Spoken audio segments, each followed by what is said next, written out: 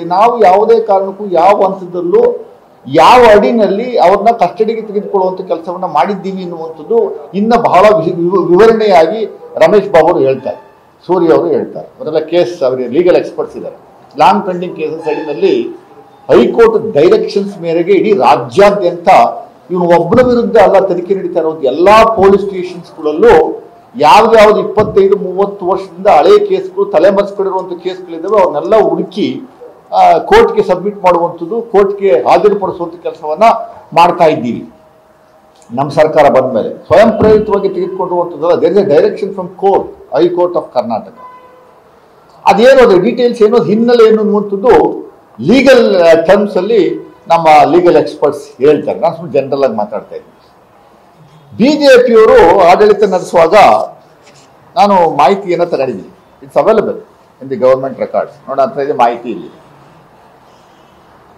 ಅವರು ಕೊಟ್ಟಿರುವ ಮಾಹಿತಿ ಪ್ರಕಾರ 4 ವರ್ಷ ಸಮಯದಲ್ಲಿ ಅವರು ಬಿಜೆಪಿ ಸರ್ಕಾರ ಕರ್ನಾಟಕದಲ್ಲಿ ಇದ್ದಾಗ 27,000 ರೌಡಿ ಶೀಟರ್ಗಳನ್ನು ರೌಡಿ ಶೀಟರ್ ಪಟ್ಟಿಯಿಂದ ಕೈಬಿಟ್ಟು 27,000 ರೌಡಿ ಶೀಟರ್ಗಳನ್ನ ರೌಡಿ ಶೀಟರ್ನಿಂದ ಕೈಬಿಟ್ಟಿರುವಂಥದ್ದು. 60 ರೌಡಿ ಶೀಟರ್ನ ಬಿಜೆಪಿ ಸೇರ್ಪಡೆ ಮಾಡ್ಕೊಳ್ಳುವಂಥದ್ದು ಮಾಡಿದ್ದಾರೆ.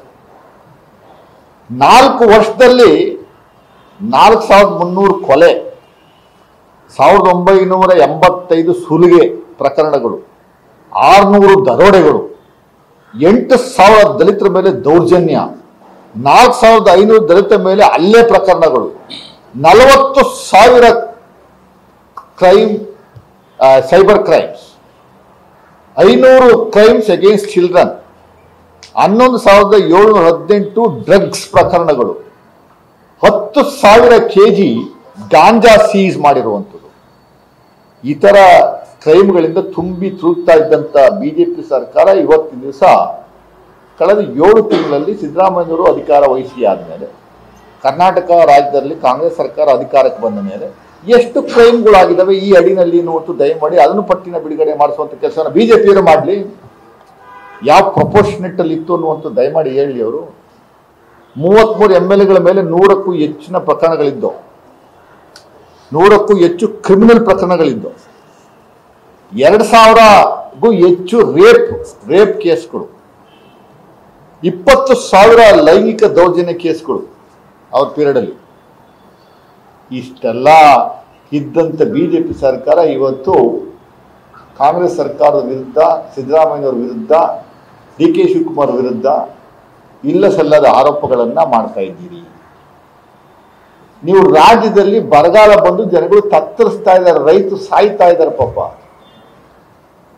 ನಿಮ್ಮದೇ ಆದಂತ ಟೀಮ್ ಬಂದಿತ್ತು. ನೀವೆಲ್ಲ ತಂಡಗಳನ್ನ ಮಾಡ್ಕೊಂಡು ಜಿಲ್ಲಾವಾರು ಹೋಗಿ ಫೋಟೋ ಫಿನಿಶ್ ಮಾಡ್ಕೊಂಡು ಅದೇನೋ ವರದಿ ಅಂತ ಅಂದ್ರೆ ಎಲ್ಲಿ ವರದಿ? ಇದ್ರ ಬಗ್ಗೆ ಸ್ಟ್ರೈಕ್ ಮಾಡ್ರಿ, ಇದ್ರ ಬಗ್ಗೆ ಪ್ರತಿಭಟನೆ ಮಾಡಿ, ಜನಗಳು ನಂಬ್ತಾರೆ, ಒಪ್ತಾರೆ. ಅದು ಬಿಟ್ಬಿಟ್ಟು ಒಬ್ಬ ಕ್ರಿಮಿನಲ್ ಕೇಸಸ್ ಇರುವಂತ ವ್ಯಕ್ತಿ ಪರವಾಗಿ ನೀವು ಸ್ಟ್ರೈಕ್ ಮಾಡುವಂತ ಕೆಲಸವನ್ನ ಮಾಡಿ ಅದನ್ನ ಇನ್ನೇನೋ ರಾಮ ಮಂದಿರಕ್ಕೆ ಉದ್ಘಾಟನೆ ಏನ್ ನಡೀತಾ ಇದೆ ಹಿಂದೂಗಳ ವಿರೋಧಿ ಅನ್ನೋ ರೀತಿಯಲ್ಲಿ ಬಿಂಬಿಸುವಂತದಕ್ಕೊಂದು ಪ್ರಯತ್ನವನ್ನ ಏನ್ ಮಾಡ್ತಾ ಇದ್ದೀರಿ? ನಾಚಿಕೆ ಆಗಲ್ವ ನಿಮ್ಗೆ? ನಾಚಿಕೆ ಆಗಬೇಕು. ಯಾವ ಜನಗಳು ಅಷ್ಟೊಂದು ದಡ್ರೆ, ಅಷ್ಟೊಂದು ಮೂರ್ಖರನ್ನು ಮಾಡಿದಿರಿ ಇಡೀ ದೇಶಾದ್ಯಂತ. ಇನ್ಮೇಲೆ ಆ ಮೂರ್ಖತನವನ್ನು ಪ್ರದರ್ಶನ ಮಾಡುವಂತ ಕೆಲಸ ಜನಸಾಮಾನ್ಯರು ಮಾಡಲ್ಲ ಅಂತ ನಾವು ಅನ್ಕೊಂಡಿದ್ವಿ. ಚುನಾವಣೆ ಬರ್ತಾ ಇದೆ, ಅದು ಏಕೈಕ ಉದ್ದೇಶ. ಚುನಾವಣೆ ಇಲ್ದಿದ್ರೆ ನೀವು ಒಬ್ರು ಸಿಗ್ತಿರ್ಲ ಕೈಗೆ. ಎಲ್ಲಿ ಭೂಗತ ಆಗ್ಬಿಡ್ತಿದ್ರು, ಎಲ್ಲಿ ಏನೇನು ಕೆಲಸಗಳು ಮಾಡ್ತಿದ್ರು ಅನ್ನೋಂಥದ್ದು ಅರ್ಥ ಆಗಲ್ಲ. ಸೊ ಅದರಿಂದ ಸುಮ್ಮನೆ ಸಿದ್ದರಾಮಯ್ಯ ವಿರುದ್ಧ ಇಲ್ಲ ಸಲ್ಲದ ಆರೋಪಗಳನ್ನು ಮಾಡುವಂಥದ್ದು ಬಿಟ್ಟು ನಮ್ಮ ಜೊತೆ ದಯಮಾಡಿ ಕೈ ಜೋಡಿಸಕ್ಕಾಗದೇ ಇದ್ರೂ ದಯಮಾಡಿ ಸುಮ್ಮನಿದ್ಬಿಡಿ. ಒಂದಷ್ಟು ಕೆಲಸಗಳನ್ನ ಜನರಿಗೆ ಸ್ಪಂದಿಸುವಂಥ ಕೆಲಸಗಳನ್ನ 24/7 CM DCM ಮತ್ತೆ ನಮ್ಮ ಮಂತ್ರಿಮಂಡಲ ಮಾಡ್ತಾ ಇದೆ.